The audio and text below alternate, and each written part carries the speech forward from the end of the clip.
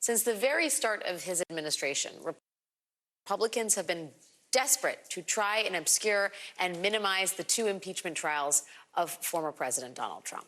And to do that, they aimed for Joe Biden to be the next American president to face the same humiliation.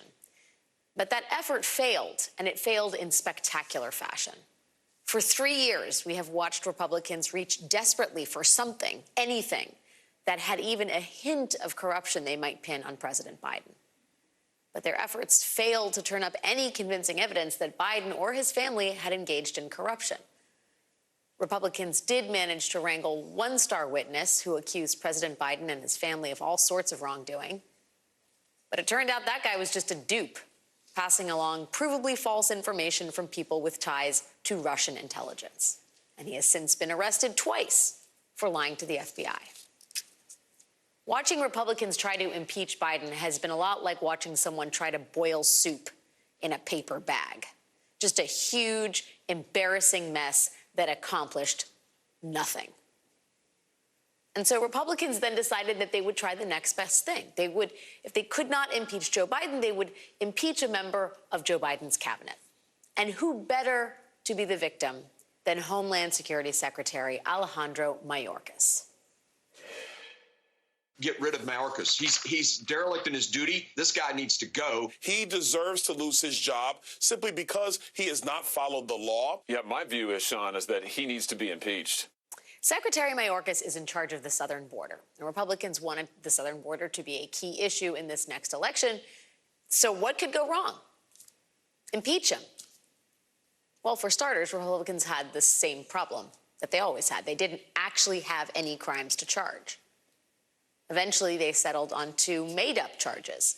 The first was that Mayorkas failed to enforce the laws at the southern border, which simply wasn't true. In fact, under Secretary Mayorkas, there have been more deportations, returns, and expulsions than there were during the entire Trump administration.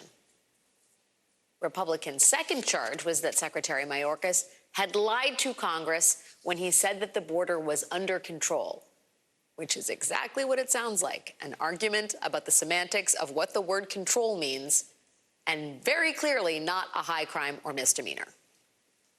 So these were not real charges. But Republicans decided to move forward with them anyway. Yesterday, House Republicans brought their two sham impeachment articles to the Senate, and today, Senate Democrats killed both of them. After a few hours of procedural wrangling, a majority of senators voted that neither of the two articles of impeachment was a high crime or a misdemeanor, and therefore the articles were unconstitutional. And that was it. Here was Senate Minority Leader Mitch McConnell just after that vote. Madam President, we've set a very unfortunate precedent here. This means that the Senate can ignore, in effect, the House's impeachment. This is a day that's not a proud day in the history of the Senate. Republicans, including Mitch McConnell, are angry today because they spent the better part of this year on this impeachment, and for what? They could have spent that time actually trying to fix our immigration system. Democrats negotiated one of the strictest bipartisan border bills in decades, something that would have been unthinkable just a few years prior. It gave Republicans almost everything they wanted on border security. But Donald Trump forced Republicans to kill that bill because he thought it might help President Biden. So instead of legislation, Republicans made a failed attempt to impeach someone who committed no crime on an issue they themselves refused to solve. It would be one thing if this was the only area where our government is breaking down because of the hollowed-out husk of what was once the Republican Party. But it is not.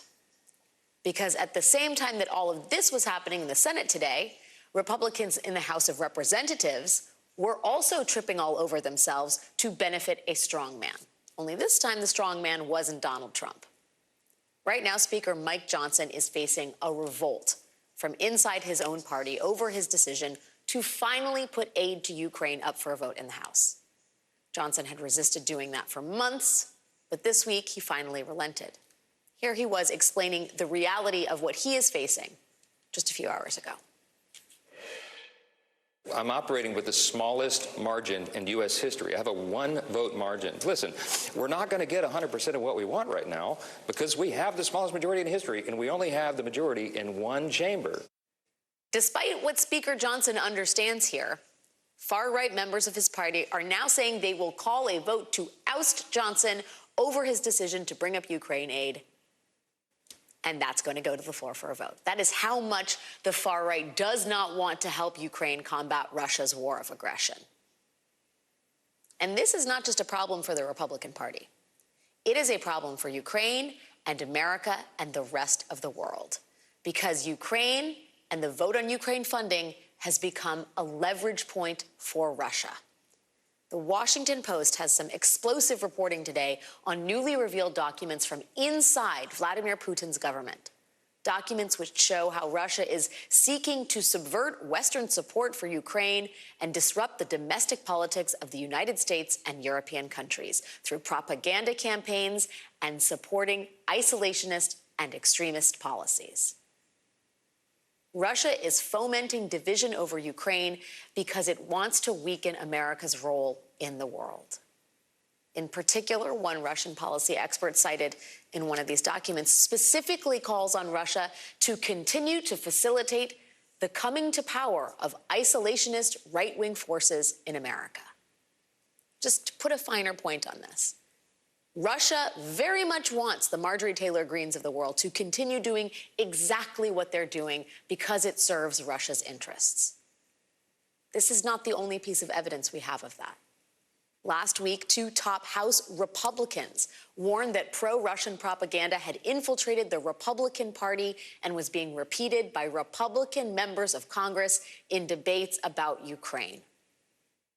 Earlier this week, Marjorie Taylor-Greene parroted Vladimir Putin's central lie, justifying his invasion of Ukraine by calling the Ukrainian government Nazis. Ukraine, for the record, is the only nation in the world other than Israel to have a Jewish head of state, Vladimir Zelensky. But Marjorie Taylor-Greene wants to block aid to that country because she says it is run by Nazis. So who knows where this vote on Ukraine aid could lead? Republicans could vote to remove Speaker Johnson and once again throw the House of Representatives and therefore much of our American government again into chaos, something that would directly serve Russia's ends. And maybe that is the whole point.